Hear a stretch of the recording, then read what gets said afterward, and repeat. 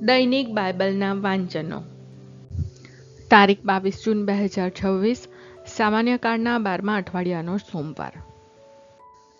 આજે માતા ધર્મસભા સંત પાઉલિનુસ અને જ્હોન ફિશર તથા થોમસ મોરનો તહેવાર ઉજવે છે. પહેલું વાંચન રાજાઓના બીજા ગ્રંથમાંથી અને શુભ સંદેશનું વાંચન સંત માથી કૃત ગ્રંથમાંથી. પહેલું વાંચન રાજાઓના બીજા ગ્રંથમાંથી અધ્યાય 17, કડી 5 થી 8, 13 થી 15 અને 18. પછી તેણે આખા દેશ ઉપર ચડાઈ કરી અને શમરૂન પહોંચી જઈ તેણે 3 વર્ષ સુધી ઘેરો ઘાલ્યો.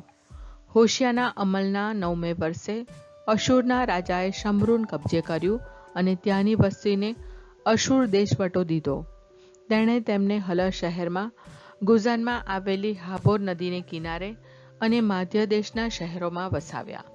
આમ થવાનું કારણ એ હતું કે ઇસરાયેલીઓએ તેમને મિસરના રાજાની ચુંગાલમાંથી છોડાવી મિસરની બહાર લાવનાર પોતાના ઈશ્વર પ્રભુનો ગુનો કર્યો હતો.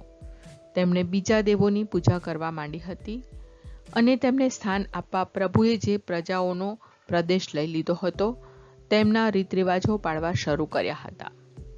જોકે પ્રભુએ દરેક પૈગંબર અને દ્રષ્ટાને મુખે ઇઝરાયેલીઓને ગંભીર ચેતવણી આપી હતી કે તમારા આ દુષ્ટ આચરણોને છોડી દો અને મેં તમારા વડવાઓને આપેલા અને મારા સેવકો પૈગંબરો મારફતે પહોંચાડેલા સમગ્ર શાસ્ત્ર અનુસાર મારી બધી આજ્ઞાઓનું અને નિયમોનું પાલન કરો. તેમ છતાં તેમણે એ સાંભળ્યું નહીં. તેઓ પણ પોતાના ઈશ્વર પ્રભુમાં શ્રદ્ધા ન ધરાવનાર તેમના વડવાઓ જેવા જ હટેલા નીવડ્યા. તેમણે પ્રભુની આજ્ઞાઓની, તેણે તેમના પૂર્વજો સાથે કરેલા કરારની તેમજ તેણે તેમને આપેલી ચેતવણીઓની અવગણના કરી. તેઓ વિસાત વગરની મૂર્તિઓની પૂજા કરી પોતે વિસાત વગરના થઈ ગયા અને આસપાસની પ્રજાઓનું અનુકરણ કરવા લાગ્યા, જે કરવાની પ્રભુએ તેમને મના ફરમાવી હતી. આ બધા કારણે પ્રભુનો રોષ ઇસરાયેલીઓ સામે ભભૂકી ઉઠ્યો અને તેણે તેમને પોતાની નજર આગળથી દૂર કર્યા. ફક્ત યહૂદાનો વંશ રહ્યો.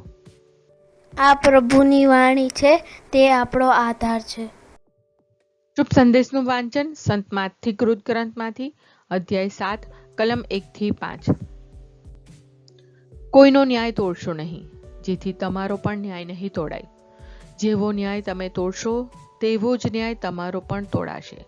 તમે જે માપે માપી આપશો તે જ માપે તમને પણ માપી આપવામાં આવશે. તું તારા ભાઈની આંખમાંની રજ શા માટે જુએ છે અને પોતાની આંખમાંનો ભરડિયો કેમ જોતો નથી?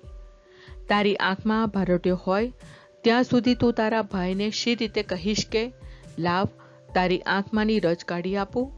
હે દાંભિક, પહેલા તારી પોતાની આંખમાંથી ભરડિયો કાઢી નાખ, તો પછી તને તારા ભાઈની આંખમાંની રજ કાઢતા બરાબર સૂઝશે.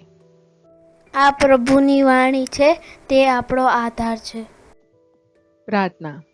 ઓ મારા પ્રભુ ઈસુ, હું મારા પાપો માટે પસ્તાવો કરું છું.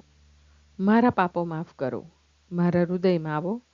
હું તમને મારા પ્રભુ અને તારણહાર બનાવીશ. આમેન. પ્રભુ તમને સુખી રાખો અને તમારી સંભાળ રાખો. પ્રભુની તમારા ઉપર કૃપા દ્રષ્ટિ અને મહેરબાની હો. પ્રભુની તમારા ઉપર પ્રસન્નતા હો અને તે તમને શાંતિ બક્ષો.